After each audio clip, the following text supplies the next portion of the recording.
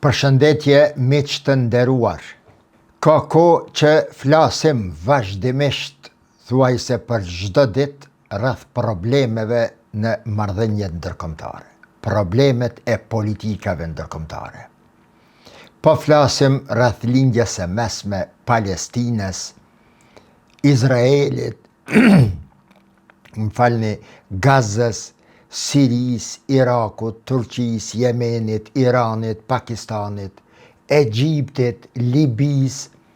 Po flasim për problemet në Evropë, për dinamikat e reja që janë krijuar në kontinentin e Evropës.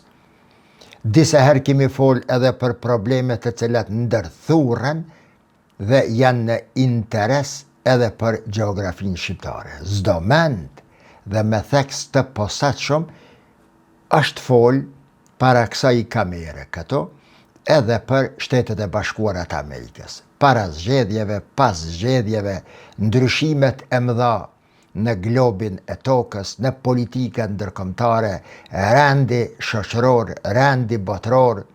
Kemi thënë se Donald Trump, për te të qenurit një emër i një presidenti të shëbave që po dëshiron ndryshimin e botës, ai më tepër se kaq është një rezultat apo një prurje e dinamikave të reja, e mendësisë së re, e ngjarjeve të reja, rezultat i ngjarjeve të cilat kanë ndodhur në dekadat e fundit. Përndryshe, jo Donald Trump, por askush tjetër dhe asnjë fuqi tjetër në botë nuk do të mund ta ndryshonte botën për një kohë, një natë, një kohë të caktuar, vetëm pse dëshiron ta ndryshojë. Jo, asnjë njeri dhe asnjë shtet nuk e ka fuqinë ta ndryshojë një rend botëror veç pse nuk i pëlqen apo nuk është në interesin e tij. Por rendi botëror, ndryshimet kolosale, radikale që ndodhin në marrëdhëniet ndërkombëtare, në jetën shoqërore të njerëzve, gjithmonë janë rezultate të shkaqeve paraprise, të cilat duke e plotësuar njëri tjetrin këto shkaqe e sjellin një ditë një rezultat të caktuar. Dhe tani rezultati i caktuar është ndryshimi në nivele globale të rendit shoqëror, të marrëdhënieve ndërkombëtare dhe të çdo gjëje që paskështë qenë deri më tani dhe që kanë filluar këto ndryshime thuajse prej pas luftës së dytë botërore. Më saktë të them, janë rezultate të dinamikave të njëpasnjëshme të cilat janë vendosur që nga koha e pas luftës së dytë botërore. Pra, po dua të them se përtej asaj që e shohim, që është fizike, e prekshme, që njihet nëpërmes shqisave tona, po ekzistua ka diçka, quaje shkak, quaje ligj i natyrës, ligj i Zotit, si të duash, qenë ka diçka që nga brenda, nga bërthama e jetës, po ndikoj ka dhe po shpërndaj ka energji që ndikon fuqishëm në ndryshimin e raporteve midis njerëzve dhe natyrës dhe të çdo gjëje që ekziston në këtë botë. Qenë ka një fuqi, pra, më e madhe se fuqia e njerëzve të cilët e prekin apo e ndjejnë me njërin nga 5 shqisat që po ndikua ka në jetën njerëzore. Rast për me kuptu edhe më qartë se çfarë dua të them dhe çfarë dua të shpjegoj sonte këto, po e sjellë sërish këto para juve pyetjen të cilën e kam bë nga kurioziteti dhe nga dëshira ime, pasioni im për ta njoftë për ta kuptuar, për ta dëgjuar përgjigjen adekuate. Për shembull, cila është ajo? Kam thonë, a ka ndonjë ekspert ushtarak që mundet me e shpjegue me terme normale, profesionale, se si që e mundur që ushtrit më të mdha, më të forta, më të fuqishme në botë, të mos mujnë me gjunjezue një Hamas, apo të mos mujnë me i dëbue të tërët ata 1.5-2 milion palestinez nga tokat e tyre. Çfarë taktike dua ta di? Me terme ushtarake, përdorën palestinezët, rezistenca palestineze, kur dihet se Izraeli, përveç që është një prej fuqive më të mëdha ushtarake në botë, përtej që ishte i ndihmuar nga rrethonat e krijuara në lindjen e mesme, Izraeli i mbështetur edhe nga armë bërthamore, nga nëndece që bartnin koka bërthamore që i erdhën në ndim, nga mbështetje materiale në 10 miliarda dollar, nga sidomos nga Shëbaja, e me armatim nga shumë vende të botës, dhe siç po mësojmë kohëve të fundit edhe në kooperim, apo i ndihmuar edhe nga vendet arabe të cilat e rrethojnë, kjo fuqi nuk arriti ta pushtoj Gazën. Përtej kësaj, ky Izrael, një Gaza, 42-43 kilometra gjatësi, 11 gjerësi, kam thonë prej Gilanit deri në Prishtinë, për 2 vjet rresht, me gjitha ato bombardime, ato raketa, ato 200 tonelata barot e bomba janë hedhur mbi kokat e gazianëve. Përtej gjithë kësaj, Izraeli, para që sa po lexojmë, po dëgjojmë, ndoshta janë egzagjerime, nuk e dije, po nëpërmes celularëve, nëpërmes satelitëve, e ka pas në pëllëm të dorës tër teritorin e Gazës metër për metër.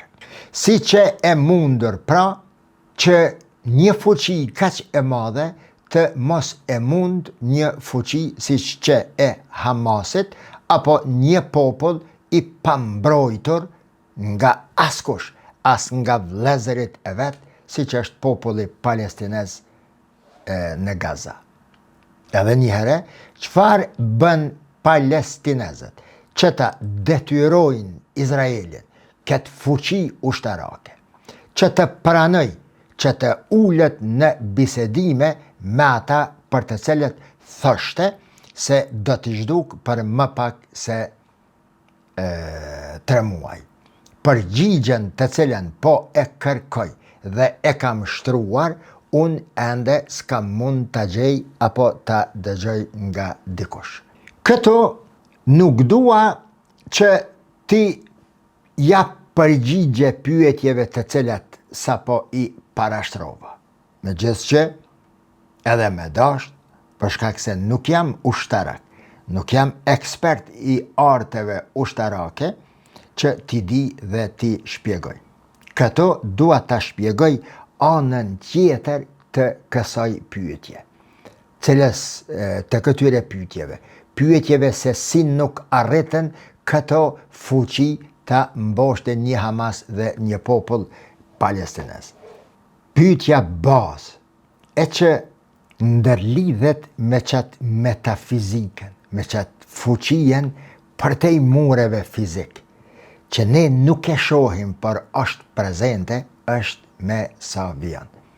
Si u bë që Izraeli ta ken fuqin e mjaftueshme sa ti luftoj, bombardoj, shkatërroj, vras, sa herë të doj dhe si të doj 400 milion arab, thuaj se 100 milion hebrej, thuaj se 100 milion turq, dikon me bomba, dikon direkt, dikon indirekt, si që e mundën që këta 500-600 milion musliman të cilët e rrethojnë Izraelin, ti bombardoj vazhdimisht dhe as njeri prej vendeve arabe të mos e ketë le fuqin, po as guximin t'ja kthej bile fjallën.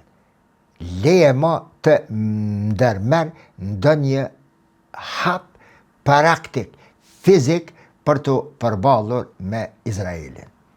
Si u bo miq 400 milion arab të mos jenë në gjendje ta mbrojnë vetë vetën me të njëjtat mjete me të cilën sulmohen, por vazhdimisht t'i drejtohen Evropës, t'i drejtohen ndojherë Turqisë, ndojherë Rusisë, Kombeve të Bashkuara, Këshillit të Sigurimit për të kërkuar ndihmë, drejtësi, për të kërkuar paqë, herë dilnin me deklaracione se nuk dëshirojmë të ndezim rajonin ese. Çka ndodhi në zemër të pyetjes? A janë musliman këta njerëz? A janë musliman këta njerëz? A janë besimtar në Allahun e Madhreshëm? A e kanë lexuar ajetet 19 ajetet e para të surës El Mu'minun? Ajete këto, si dhe disa të tjera në Kur'an, që kur t'i lexosh dhe t'i zbërthesh mirë, çojnë kam. S'lejojnë me nejt ull dhe me i lexu ullur. Qet. Jo. Interpretimet e tyre, ose përmbajtja, thellësia, filozofia e këtyre ajeteve, besimtarët e vërtet nuk do të dohej t'i linin ullur, por i ngritin në kam. Si fillon që kjo sure, që të 11 ajete, dhe përse po dua ti citoj këtu edhe njerë dhe ti përflas edhe pak, do t'a kuptoni në minutat në vazhdim, me izën e Zotit. Kur'ani po thet, qad aflahal mu'minun, alladhina hum fi salatihim khashi'un, walladhina hum anil lagwi mu'ridun, walladhina hum lis-salati fa'ilun, walladhina hum li furujihim hafidhun, illa ala azwajihim aw ma malakat aymanuhum fa innahum ghayru malumin, faman ibtagha wara'a dhalika fa ulaika humul aadun, والذين هم لأماناتهم وعهدهم راعون والذين هم على صلواتهم يحافظون أولئك هم الوارثون الذين يرثون الفردوس هم فيها خالدون. Kur'ani po thot kështu: O ju besimtar që po dëgjoni këtë video, dhe jo prej kohës së Muhammedit alayhi salatu vesselam, dine se besimtarët janë triumfues, janë fitimtar, janë të shpëtuar, janë ata të cilët e mbajnë flamurin e fitores në dorë, dhe ata të cilët në fakt vendosin për rrjedhat e historisë. Kur'ani po thot kështu: El mu'minun, besimtarët janë ata të cilët do të udhëheqin gjinin njerëzore, historin të ndryshojnë në të mirë të tyre dhe në të mirë të njerëzimit. Kush janë qëta besimtarë? Alladhina hum fi salatihim khashi'un. Ata të cilët pra e mbajnë lidhjen e pashkputur të vazhdueshme, konsistente dhe konsekuente me Zotin e tyre, në përmes namazeve apo në përmes veprave të ndryshme në përmes se cilave njeriu tregon se është i lidhur me Zotin e tij. Walladhina hum anil lagwi mu'ridun. Edhe ata të cilët largohen nga fjalët e kota, janë të shpëtuar, këta janë triumfusit. Walladhina hum lizzakati fa'ilun. Edhe ata të cilët e ndajnë pasurinë e tyre, ose nga pasuria e tyre si obligim fillimisht dhe si solidaritet i gëzojnë edhe të tjerët me pasurit e tyre. Gjithashtu, ata të cilët në immoralitet janë të jetë të kujdesshëm, nuk i të i kalojnë për masat ligjet kufit dhe urdhresat e ndalesat e Allahut. Pastaj, triumfues janë ata të cilët emanetet ose emanetet e tyre që i kanë marrë, emanetin që e marrin nga dikush dhe prej nga dikund e çojnë në mënyrë perfekte, 100%, ashtu siç e kanë marrë dhe siç janë bo emanet, dhe thëtë siç janë porositur, e çojnë në vendin e vet. Pa ndryshime, pa mangësi, pa lakime, pa dredhia, pa shantazhe, pa shpifje, por emanetin e marrin dhe e çojnë në vendin e vet. Pastaj, ata të cilët në lutjet e tyre, në namazet e tyre, janë shumë të kujdesshëm. Jo një ditë mirë, një ditë keq, një ditë pak, një ditë shumë. Kur ki nevoj, ngoj. Kur nuk ke nevoj, gjoksat mi qitë për para dhe me e quë kryet e përpjet. Ula i ke humulluari, thonë. Qëta janë ata të cilët e të rashëgojnë fronin e Allahut. El warithun, alladhina yarithuna al-firdausa hum fiha khalidun.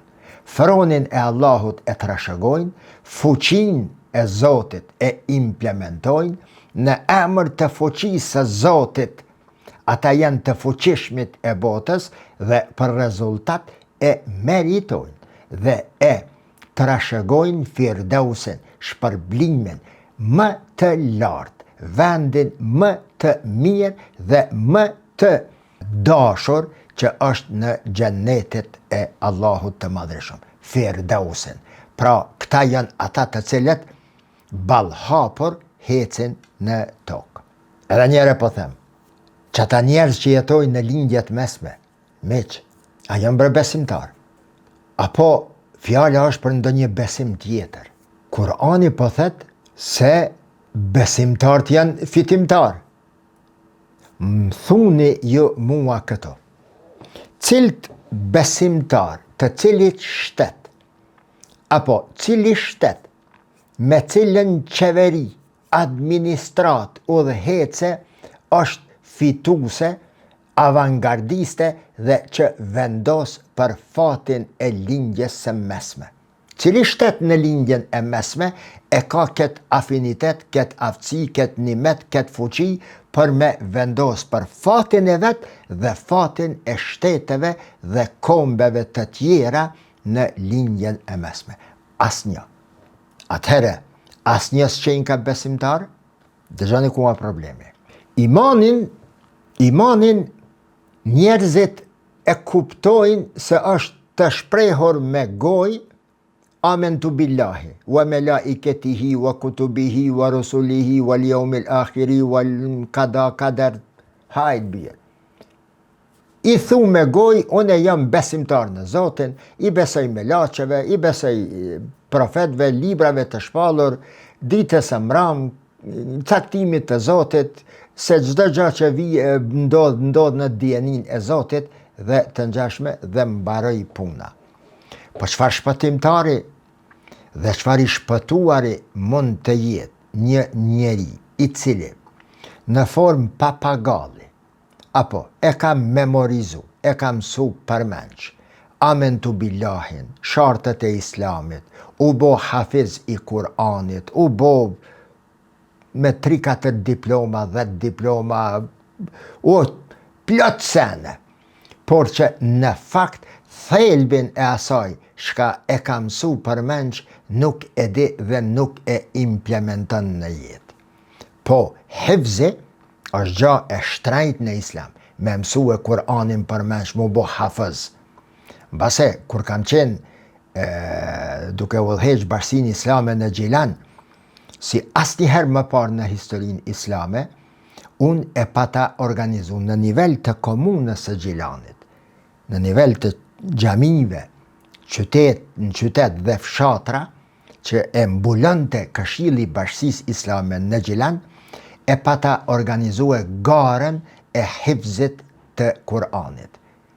Të gjithë qytetarët, hoxhallarët, profesionet e ndryshme kam pas drejt të futen në këtë garë, i kemi pas vendos do çmime bajagit të mira, solide, veni parë që kaq, veni dytë kaq, veni tretë kaq, dhe mbi 2000 aplikantë kanë qenë, duke u reduktu në prova, në fund metën 21 në gara në finale. Pra, e di rëndësin e asaj, për këtë arsye, si askush tjetër, me ndihmën e Allahut dhe udhëzimin e tij, unë në atë kohë e pashtë arsyeshme që njerëzit të mësojnë nga Kur'ani përmendesh, ndërsa ata të cilët e din ta mësojnë edhe më mirë, sepse ata përgjigjeshin, mirëshin në provim, para se të shkojmë në garën finale nga komisionet të cilat i pata krijuar, i patëm krijuar aty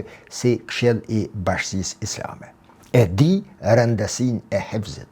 Por, për në jetën time praktike, çfarë më nevojitet mua që të jam hafëz? Çfarë më jep në jetë mua? Unë po duhe me e trajtu, me e kuptuar Islamin dhe Kur'anin nga perspektiva sociale.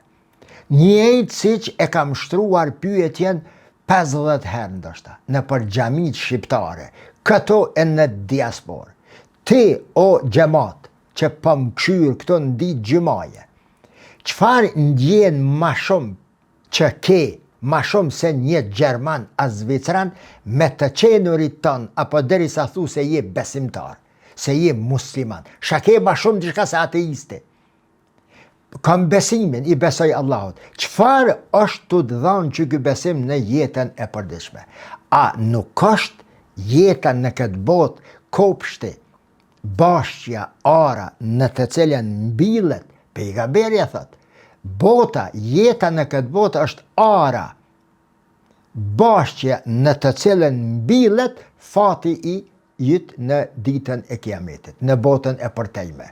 Kjo botë, po e përsëris, është ara në të cilat i mbjell farat dhe të cilat si fryte i ha në botën tjetër. Çfarë po mbjell ti këtu? Sa po je i fuqishëm? 400 milion njerëz nuk janë në gjendje të përgjigjen spaku me 1% të njëjtës gjuhë dhe të njëjtës mjete, me të njëjtat mjete me të cilat Izraeli i bombardon, apo komunikon me ta me mënyrën siç Izraeli e sheh. Jo rastisht them se historia si e vetme, me vetëm terminologjin e vetë historike, data, ngjarje, vende, emra personash, nuk është e aftë mjaftueshëm sa të bëhet mësuese e njerëzimit siç porosit Kur'ani. Historisë Kur'ani jep shumë rëndësi të madhe, por vetëm në atë mënyrë që të mësohet nga ajo për të qenë mësuese e jotja sot dhe nesër si ta ndërtosh dhe se ndërtosh të ardhmen tënde. Ngjarje të cilat përmenden në Kur'an, emrat e pejgamberve që përmenden në Kur'an, popujt e ndryshëm që përmenden në Kur'an, ngjarjet e ndryshme që përmenden aty, ta dini miq të dashur, ju që po më dëgjoni, nuk përmenden në kuptim të historisë. Jo, po përmenden në kuptim të filozofisë historike, që une Zoti po thet, po i përmendi këto ngjarje në mënyrë që ti të mësosh ta marrësh mësimin e nevojshëm nga ajo që ka ndodhur më parë në mënyrë që të mos gabosh sot. Dhe sot ta përgatitesh materialin, brumin, për ndërtimin e një të ardhme më të mirë. Nga kjo perspektivë them une se vetëm terminologjia si e vetme e historisë nuk është e mjaftueshme që historinë ta mësojmë apo të mësojmë nga historia për ta ndërtuar një të nesërme më të mirë. Përsëritja e leximit të kabushëm të historisë sjell domosdo sipas ligjit të logjikës të njëjtat rezultate.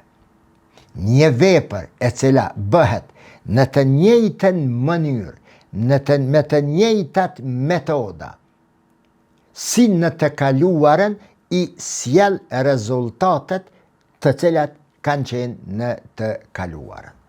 Walladhina hum anil lagwi mu'ridun. Shiqoni tash pse 400 milion Arab, pse 400 milion Arab nuk janë në gjendje të përgjigjen një shteti me 10 milion njerëz. As 10 nuk janë sipas evidencave, qytetarë të Izraelit brenda. Pse? Për shkak se përtej asaj që i lexova ato 11 ajetet e para të surës El Mu'minun, është ajeti i dytë aty, i tretja, bashkëtakshyrë, i treti, Walladhina hum anil lagwi mu'ridun. Fitimtar, të shpëtuar, lider, të pranuar të Zoti janë, Walladhina hum anil lagwi mu'ridun. Ata të cilët nuk flasin fjalë kote. Shiqat ashte, lagv, një numër jo i vogël i hoxhallarëve, e përkthejnë si një fjalë jo e hjeshme, një fjalë shkaleshko, bile interpretojnë edhe si muzikë, se nuk bën anil lagwi, ata të cilët largohen prej fjalës së kotë, të keqe.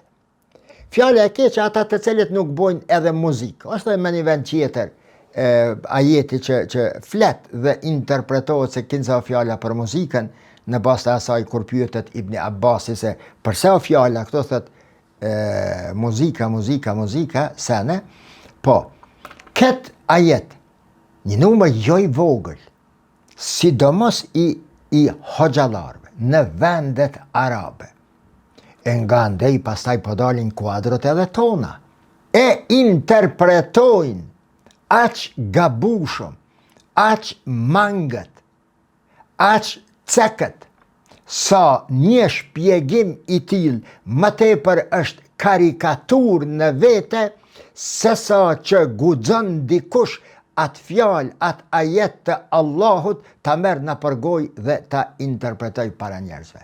Shpjegime karikatur, reduktime të islamit, të energjisë së islamit, reduktime të energjisë dhe frymës së Kur'anit në diçka që vetëm shqiptohet me gojë. Në fakt, Kur'ani këto po thot Walladhina hum anil lagwi mu'ridun.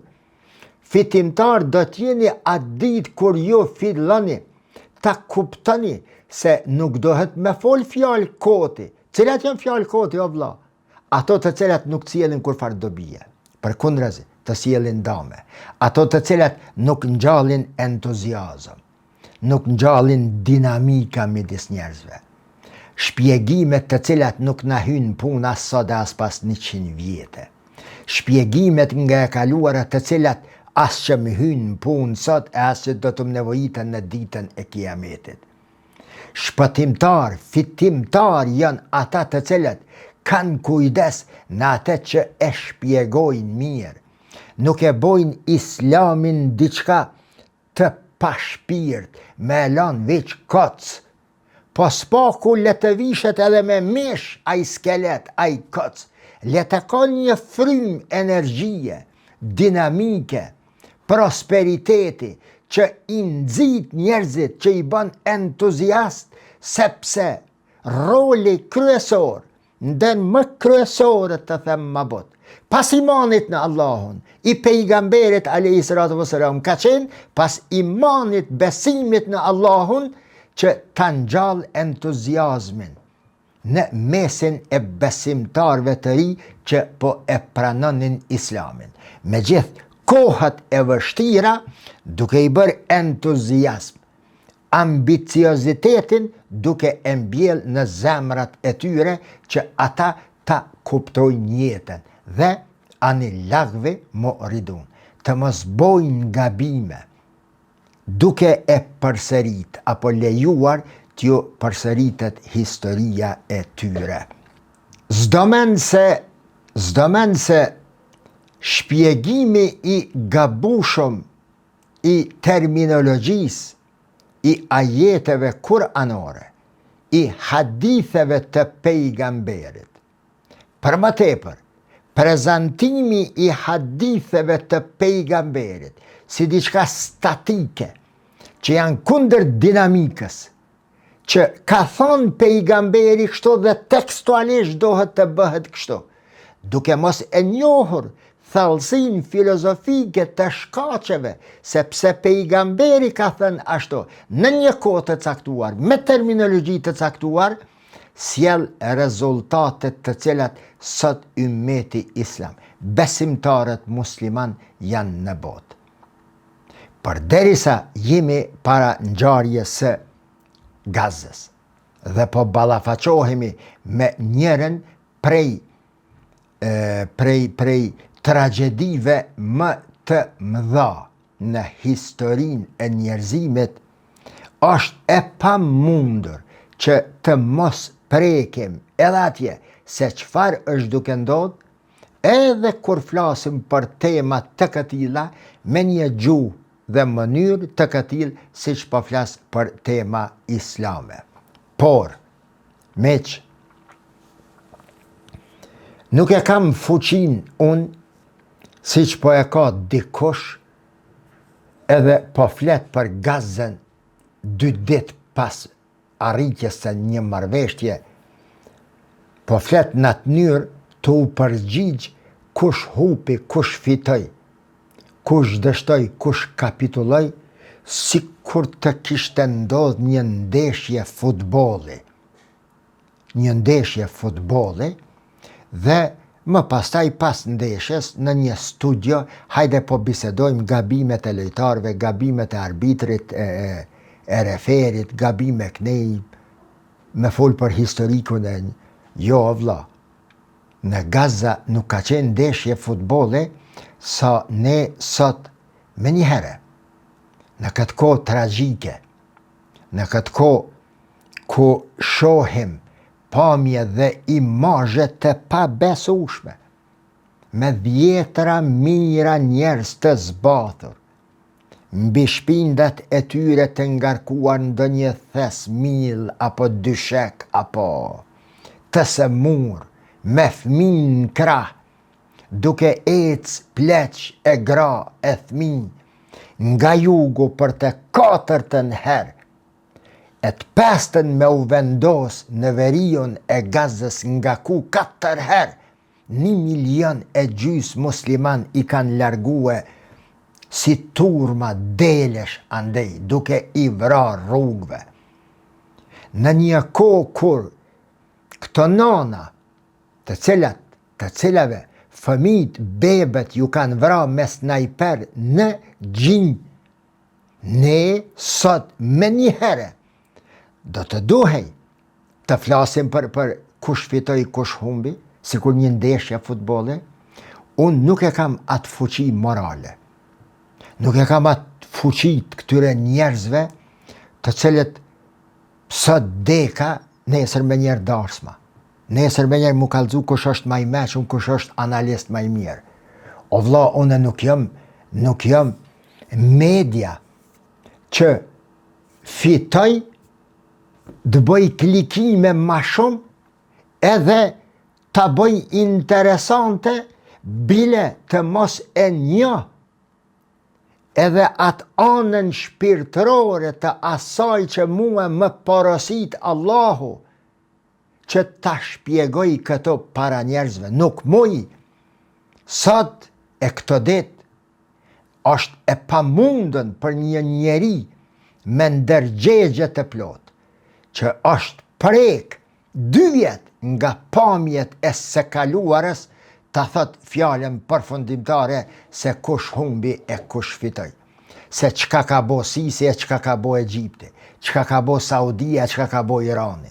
Këta janë njerëz në rastin më të lehtë janë të pashpirt, mos thëm të patrum. Pardje është në lufta, sot kamionat me qindra të hy prej Egjiptit e nuk po mujnë me vazhdu rrugën për shkak të rrenojave. Videot të pabesueshme sot e djen nga Gaza, sidomos sot. Kamionat nuk po mujnë me vazhdu rrugën, të bërtit njerëzit lëshomani rrugën, ta marrë një shishe ujë se fëmijë po më vdes, etje, 8 dit nuk ka hangër buk, e 5 dit nuk ka pi ujë po thet aty. Në këto momente, unë të flas me gjuhën e një analisti të marrëdhënieve ndërkombëtare, ta zam nëse, apo të një analisti që do në debat me krijuar me televizion pandjenja, sikur asgjë të mos kishte ndodhur. Krejt çka po du me thonë këto, miq, janë 2 sene. Se, sikur Gjingis Kani, komandanti i hordhive barbare mongole që e kallin, e djegin dhe shkatrojnë shtetin islam. E Bagdatin aq shumë e shkatran sa uji i Eufratit thuhet, nëse nuk është egzagerim, bëhet i kaltërt nga ngjyra e librave e dorëshkrimeve e qindra mira, miliona librave nga bibliotekat e Bagdadit që i hedh në Eufrat. Ndryshon ngjyra e lumit të Eufratit. Dhe kur e pyesin pse more burr gjithë këtë zullum e bëre mbi arabët, mbi muslimanët, thet unë jam dora e Zotit. Unë jam zëri i Zotit. Unë jam i ftuar nga vetë arabët që të vi t'i shkatroj dhe t'i avqeli syt me gisht. Nga ajo që ka ndodhë në vendet arabe, e kundërt e kësaj që po du me thonë tani, nga ajo që kemi pa dhe kemi mësuar nga rezistenca palestineze, mund t'i nxjerrë 2 konkludime për të cilat unë me theks të posaçëm fola dhe dua të flas sonte. Se arabët janë ata të cilët e kanë ftuar Izraelin, e kanë krijuar Netanyahun dhe Netanyahat të tjerë, të cilët hedhin bomba mbi kokat e tyre dhe këta të mos jenë në gjendje asgjë të reagojnë dhe të veprojnë. Arabët e pas shpërbërjes së perandorisë osmane, por edhe para saj, nga se veç shpërbërja e perandorisë osmane tregon se e kanë prue muslimanët edhe të Stambollit, edhe të vendeve arabe, që të bie halifati dhe muslimanët më pastaj të ndahen nga një shtet i tërë në afër 57 shtete nëse nuk gaboj. Qaq i kam do këtë konferenca islamike. Hajde po thomi 45 shtete ndahet një shtet i dikur shumë. Sepse anë lagve mu'ridun, nuk jenë largu nga fjalët e kota, nga shpjegimet e kota të cilat muslimanët dhe ymmetin e sjellin në gjendje që sot 400 milion arab të mos jenë në gjendje një ciu me bohe karshi Netanyahu. E le mo karshi të tjerve. Walladhina hum anil lagwi mu'ridun, pra e paskësh edhe këtë kuptim, se po qëndroj ka pas teje, pas ligjeve të historisë të cilat i prekum, pas ngjarjeve të cilat ne i shohim, në përmes pas shqisave tona, komunikojmë me to, pas ka edhe diçka, një ligj prap atyre, i cili po thojka se po nuk more mësim nga ngjarjet që të përmenden në Kur'an, nga pejgamberet aty, po nuk u përgadite për ditë më të vështira, po nuk fole në katedrat e tua me shpjegue islamin si çdohet, me shpjegue kimien si çdohet, fizikën si çdohet, juridikun si çdohet, shkencat e tjera si çdohet. Nëse nuk e përgadit gjeneratën tënde, që tek ti të vinë të mësojnë, jo vetëm fakultete islamike në Mekën, Medinë, atje, edhe kuadrot prej Sorbonës, prej Parisit, prej Prishtinës, prej Tiranës, prej Beogradit, prej Berlinit, prej Moskës, prej Washingtonit e Londrës tek ti të vinë të mësojnë, si që ti po shkon vazhdimisht atje të mësosh, anil lagwi mu'ridun, ti nuk mund të jesh besimtar triumfues, por ti do të vish në gjendje që të jesh vetëm numër. E kundërta e kësaj tani, çështja palestineze. Edhe tek rasti i çështjes palestineze, miq. Megjithëse që situata e përgjithshme aty është pra rezultat i leximit të kabushëm të ligjeve të Zotit, edhe pse është rezultat, është pasojë, viktima janë palestinezët të vëllezërve të tyre. A mund të besoni se po dalin shkrime, dokumente, se viteve të fundit Izraeli ka bashkëpunu me ushtrit arabe, e është financu vallahi nga vendet muslimane pa dalim, sikur të ishte një prej tyre. A mund të besoni se ka dokumente të cilat fuqishëm argumentojnë se edhe pas fillimit të luftës në Gaza, organet të caktuara izraelite kanë qenë vazhdimisht në komunikim me të njëjtat nga vendet arabe, me të njëjtat nga vëllezërit e palestinezëve. Pra, palestinezët janë viktima, si tërsi, janë rezultat i asaj çoroditje arabe dhe muslimane që është sot në botë. Por, në të njëjtën kohë, nga perspektiva e kundërt, Gaza dhe muslimanet e Gazës, me gjithë të krishterët aty, populata e Gazës, palestinezët heroik, i thanë kësaj pjesës së dukshme, fuqive të mëdha, superfuqive të botës, se po ekzistua ka edhe një besim i fuqishëm në Allahun dhe në vetvete, se me gjithë fuqin tënde sa e ki, nuk mundesh të më mboshtësh. Hapësirë e mjaftueshme që të nxirren mësimet e nevojshme edhe për neve shqiptarët.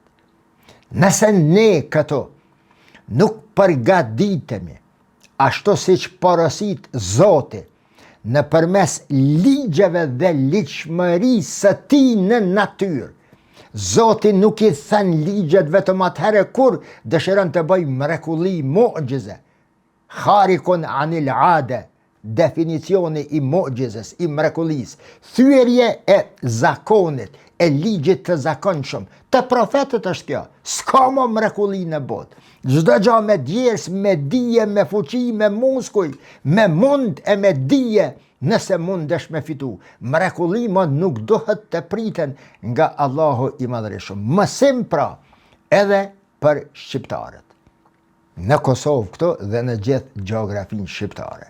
Se po nuk ditëm me u përgadit mirë, me e lexue të tanishmen mirë, duke i marrë erë se kaluare son, nëse sot nuk e lexojmë drejt, e nesërmja e shqiptarve mund të jetë, Allahu mos thasht e rand, masim nga Gaza, shqiptarët dhe gjithë të tjerët mund të marrin. Si nga perspektiva e tragjedisë që i ka ndodhur këtij populli dhe popujve të rajonit, një ashtu edhe nga perspektiva e trimërisë, besimit të atyre pak palestinezëve, me gjithë që viktima, me gjithë që kurban, me gjithë që rezultat i çoroditjes arabe, ata me atë besim të tyre arritën të fitojnë. Kjo është përgjigja më e logjikshme nga këndvështrimi në pyetjet të cilat i parashtrova atjenalt. Vetëm besimi i fortë në Zotin, në besimin në qatë metafizik, maton mureve, maton syve, maton matematikave për mi tavolin, dhe maton matematikave në fushë betej.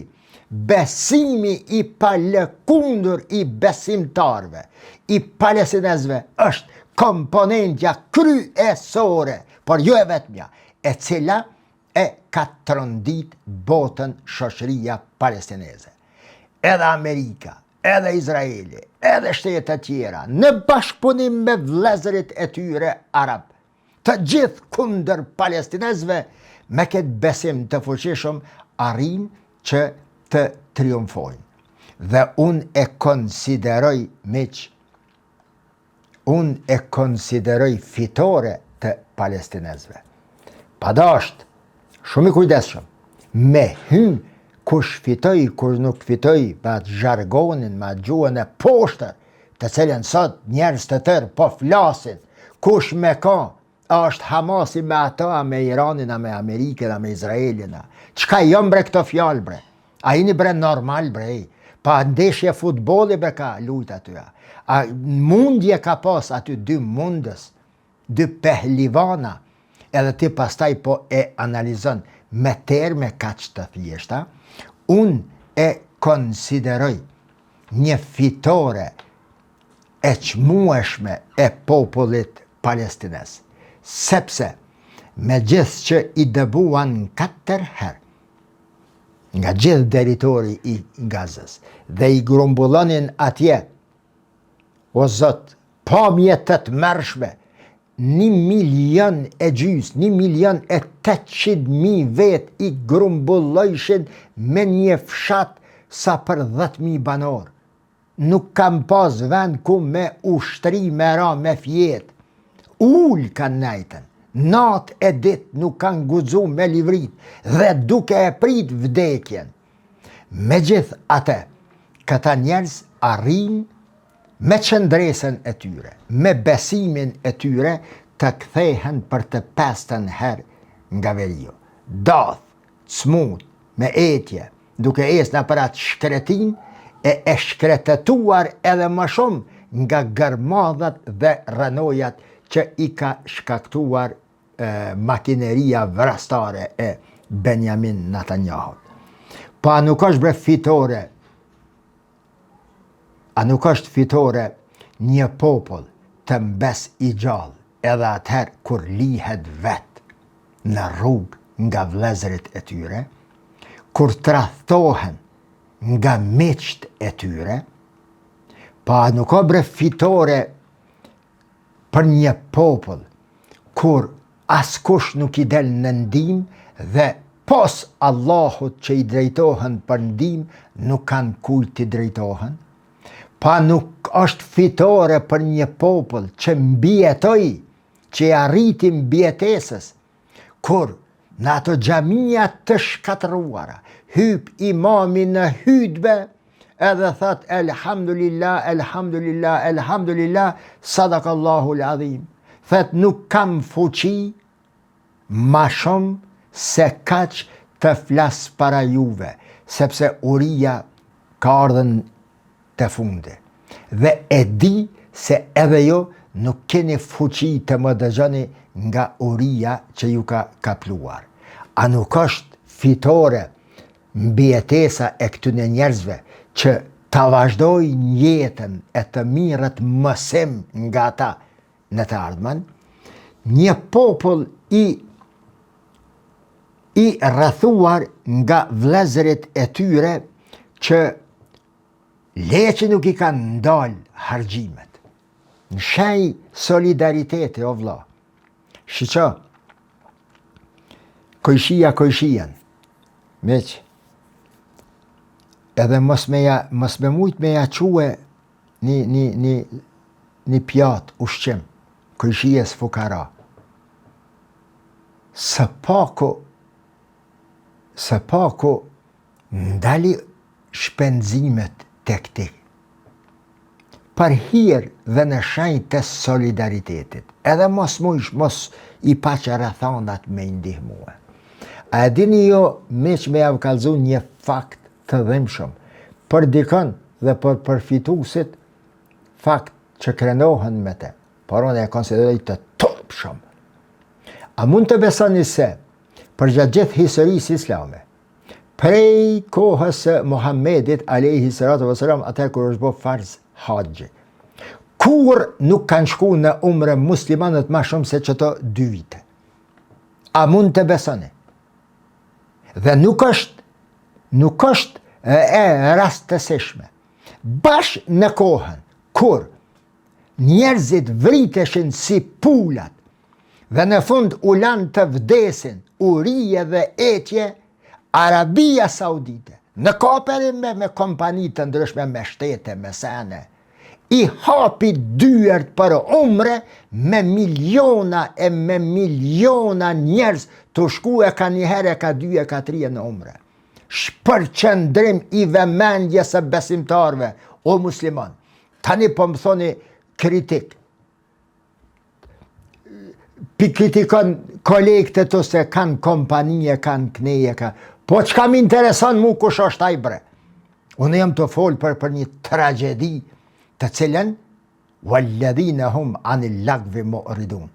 Në vend se ato qindra miliarda dollar të hargjue për 2 vjet me shku në numre, me boa tavaf atje, me shevëldis, me marë fotografi, selfie që kesh numre, po të bëj selam dhe po bëj dua prej oborrit qabës, ja ka nis kjo moda e re. Dua po bëj ja shkruan emnin aty. Po lej këto hajgare më burr. Lej këto pralla o vlla, mos e mashtro veten dhe mos e mashtro besimtarët, sepse ta dish nuk mundesh me e mashtrue Allahun e madhreshëm. Esirru qawlakum aw ijharu bihi innahu alimun bidhati sudur. E tha me goj, Allahu i madhreshëm e di se çfarë hipokrizie ti kije në zemrën tënde. Në këtë kohë, pra, miq, në të cilën palestinezët vdesin urije, nëse nuk i ke pas mundësit, kushtet, nuk jenë bo organizime, me quë ndihma, sot e dje e nesër, në Palestinë, spaku në emën të solidaritetit, të ndjeshmërisë tane si njeri sefte, e si besimtar, ndali shpenzimet, reduktoj shpenzimet në darsma, reduktoj shpenzimet në jetë, në makina, kërë shka jenë të bo Arabt, u qartën, bashkë këto 2-3 vjetët e fundit, janë hapë cili pëndërtan ma shumë, i përcjell jo në meq, nuk jam të bo fitne e shpifje këtu, Allahi më thasht. Jo, unë jam ai i cili si rall kush e ka mbrojt të drejtën, drejtsin, rolin, kontributin e muslimanve dhe të lindjes e mesme. Që 20 vjet kur pandal, reporter, si me qenë i paguar nga ndonjë gazet, nga një rilindja, zëria, kush do kohë televizion, me shkrue me fol për atje. Askush ndoshta, ose si të pakët jam munduar të jap kontributin. por nuk mund të quaj të mirë hargjimet enorme, hargjimet, mos thëm haram, masraf, la tusrifu, thot Kurani, mos hargja edhe kështu, sido që të jetë.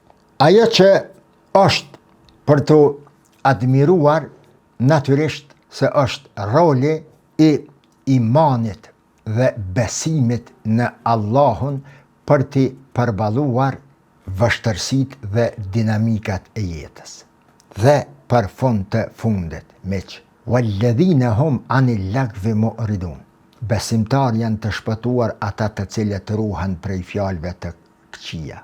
Një po javë thëmë, javë garantoj dhe javë nënshkruj me këtë laps. Përderisa muslimanët vazhdojnë të interpretojnë islamin si shumica e atyre të cilët po i dëgjojmë këtu dhe gjithandej në botën islame, wallahi, billahi, muslimanët, besimtarët në Zotin, as nuk mujnë me ndru me qenë kad e flahal mu'minun, avangardistët dhe udhëhecit e botës në përgjithësi.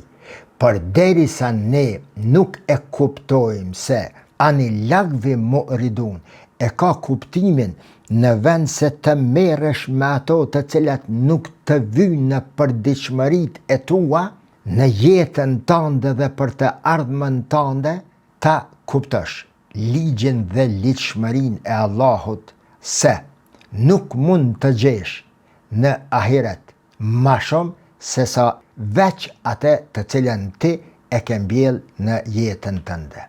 I fort je atje vetëm e vetëm sa ke qenë i fort në jetën e kësaj bote. Natën e mirë.